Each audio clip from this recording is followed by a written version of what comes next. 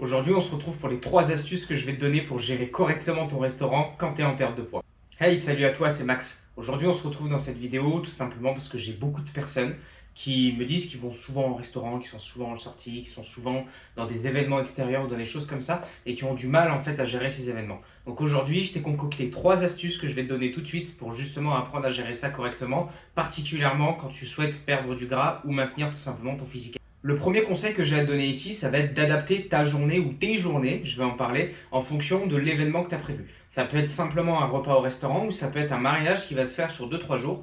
Simplement, là, ce qui va être intelligent de faire, c'est de faire des choix stratégiques justement qui sont intelligents pour te permettre de caser ce genre d'événement-là sans non plus exagérer ou sans non plus tomber dans l'orgie alimentaire due en fait à cet événement. Et ce que je vais te dire ici, c'est quelque chose que je partage au quotidien en fait avec mes élèves, parce qu'en effet, je travaille beaucoup avec des personnes qui ont des responsabilités, des chefs d'entreprise, des cadres, des ingénieurs, des gens, des infirmières qui ont peut-être des horaires décalés, des choses comme ça. Et ce genre de tips là en fait que je te donne, c'est ultra important et c'est simple en réalité à mettre en place. Il suffit juste de mettre en place quelques petites choses pour réussir à intégrer justement ton restaurant ou ton événement dans ton rythme de vie. Et donc prenons un cas pratique, parce que moi j'aime bien parler avec des choses concrètes et au moins ça va vous permettre de bien schématiser ce que je veux dire. Admettons que vous aviez un restaurant prévu 2 jours, dans 2 jours, le soir, admettons que vous avez une soirée justement au restaurant. Du coup, qu'est-ce que vous allez faire? Ce que vous allez faire sur cette journée-là, parce que là on ne parle uniquement que d'un restaurant, donc de un repas, ce que vous allez faire sur cette journée-là, en fait vous allez déplacer, j'ai pas envie de dire l'intégralité, mais j'ai envie de dire la majeure partie de vos besoins caloriques, en fait, vous allez les déplacer sur ce repas-là. Et donc, en fait, plutôt que de manger, peut-être que vous aviez l'habitude de manger un petit déjeuner qui était copieux ou un déjeuner tout court qui était copieux, et bien en fait, plutôt que de faire ça, vous allez plutôt manger léger le matin, manger léger le midi, et comme ça va vous permettre de garder un maximum de calories le soir. Et ça, ce que je viens de vous dire, c'est quelque chose qui paraît très simple, qui paraît bête et méchant, mais c'est des choses que personne ne font, tout simplement, au quotidien. Et c'est des choses qui, simplement, peuvent vraiment sauver votre physique ou vous éviter de prendre du gras au quotidien, juste en faisant une petite astuce comme ça. Et en pratique, qu'est-ce que ça donne? Je vais vous donner un exemple de menu, comme ça, au moins, ça va vous permettre de juste schématiser ce que je veux dire.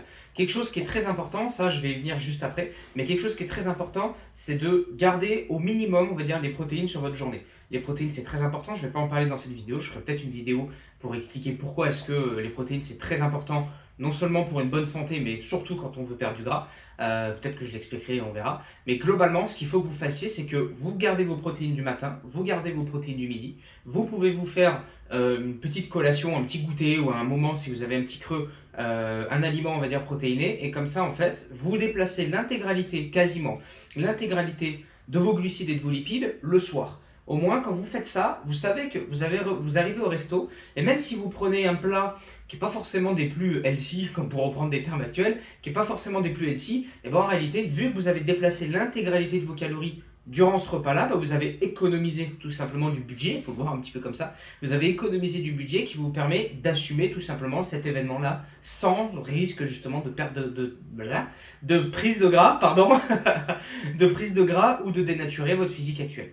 Et en français, du coup, pour les plus néophytes qui ne sauraient pas forcément où sont les protéines, où sont les lipides, où sont les glucides, du coup, vous pourrez très bien vous faire le matin, par exemple, un petit shaker, on va dire, de caséine, ce qui vous permet d'avoir des protéines maigres, parce que vous n'avez que des protéines en fait dedans, un shaker caséine. Le midi, vous pouvez très bien vous faire votre portion de viande blanche ou de protéines maigres, viande blanche, poisson blanc majoritairement, avec beaucoup de légumes à côté, comme ça vous permet d'éviter de crever la dalle justement toute la journée. Donc ça vous permet justement de bien vous caler. Les légumes, vous n'êtes pas obligé de les faire à la vapeur comme je vois très souvent sur les réseaux sociaux. Vous pouvez très bien les faire avec un petit peu d'épices, avec du sel, avec du poivre, avec des mélanges d'épices, ça aussi c'est super bon, avec des mélanges d'épices pour donner du goût. Comme ça vous avez votre source de protéines et très peu de calories pour beaucoup de volume. À 16 h au goûter, vous pouvez très bien vous faire par exemple une petite portion de skyr qui est une sorte de fromage blanc ou du fromage blanc, tout simplement. Vous pouvez vous faire un petit bol comme ça, c'est très rassasiant et ça vous permet justement d'avoir également un apport en protéines.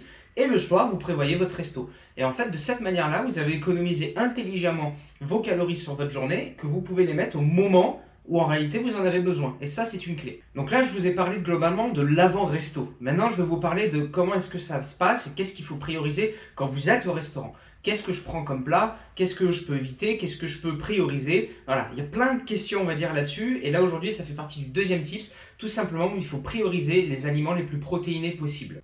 En termes de plat, vous pouvez très bien vous prendre simplement une viande rouge, une viande blanche. Vous pouvez très bien vous prendre un poisson. Vous pouvez très bien vous prendre par exemple une salade César. En fait, vous pouvez vous prendre un plateau de fruits de mer. Vous pouvez vous prendre toutes ces choses-là. La priorité, c'est vraiment de prendre un maximum d'aliments protéinés dans votre repas. A l'inverse, les plats qu'il faudrait éviter majoritairement, ça va être les pizzas et les gros plats de pâtes. Je vais vous expliquer pourquoi. Déjà, parce que les pizzas, beaucoup de personnes mangent ça un petit peu en innocence, parce que c'est, bon, même si c'est italien, je dirais en France, on en mange quand même relativement beaucoup, parce que c'est pas cher, parce que c'est bon, parce que c'est copieux, ça a plein d'avantages, et j'adore la pizza, et c'est très bien. Mais pour votre shape et pour votre perte de gras, c'est pas forcément ce qui est plus optimal. Pour votre information, une pizza de taille normale va être entre 1100 et jusqu'à 1500 calories si on part sur des pizzas 4 fromages, sur des trucs qui sont vraiment avec des aliments très très caloriques. Donc je vous laisse imaginer l'impact que ça a, même si aujourd'hui vous ne connaissez pas forcément vos besoins énergétiques, tout le monde sait que 1500 calories c'est beaucoup. Et c'est globalement valable avec les gros plats de pâtes. Même si ça reste moins calorique quand même qu'une pizza ou que des choses comme ça reste quand même que des glucides, que des lipides, très peu de protéines suivant ce que vous prenez en fait comme pâtes. Je veux dire voilà, donc en fait c'est clairement pas optimal par rapport à votre objectif, de perte de poids. Et ce que je suis en train de vous dire là, je fais quand même une nuance, c'est que je suis pas en train de vous dire qu'il ne faut jamais manger de pizza, qu'il ne faut jamais manger de plat de pâtes ou des choses comme ça. Je suis en train de vous dire que quand vous avez un objectif de perte de gras, il vaut mieux éviter, tout simplement. À choisir, si jamais vous avez envie de changer simplement de votre tartare ou de votre saumon ou de choses comme ça, prenez un burger. Prenez un burger parce que même si ça reste quand même plus calorique qu'un tartare de bœuf ou quelque chose comme ça, au final, il y a quand même de la viande dedans, ou du poulet, suivant ce que vous prenez. Voilà, il y a quand même de la viande ou du poulet, il y a quand même une source de protéines. Et à choisir entre un burger et une pizza, prenez le burger.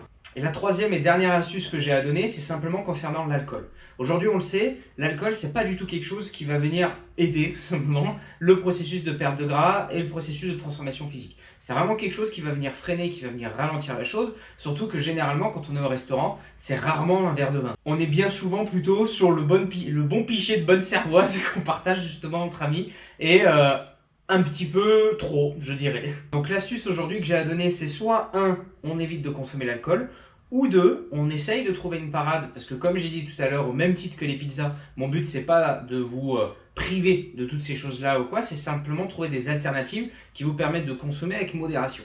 Donc aujourd'hui, moi, l'astuce que je donne à pas mal de mes élèves qui aiment bien en plus, parce que c'est vrai qu'un bon vin, quand on est dans un repas d'affaires, quand on est dans quelque chose comme ça, qu'on a globalement des bons aliments, un bon repas, c'est difficile de refuser tout simplement un verre de vin. Et donc l'astuce, moi, aujourd'hui, que je donne, c'est d'alterner, par exemple, un verre de vin avec 2 verres d'eau. Voilà, on alterne ce genre de choses, ça vous permet de limiter votre consommation, puisque boire que du vin tout le temps, au final on finit, on a vidé la bouteille. Et ça permet également de rester quand même correctement hydraté, puisque boire un verre d'eau, c'est toujours bon pour le corps, tout simplement. À présent, vous savez exactement comment gérer un restaurant. Donc si cette vidéo justement vous a aidé, je vous invite à vous abonner, à mettre un petit commentaire pour me le dire, parce que c'est toujours encourageant, et surtout à la partager à des collègues ou à des amis pour qui ça peut servir. C'était Max, je vous dis ciao ciao.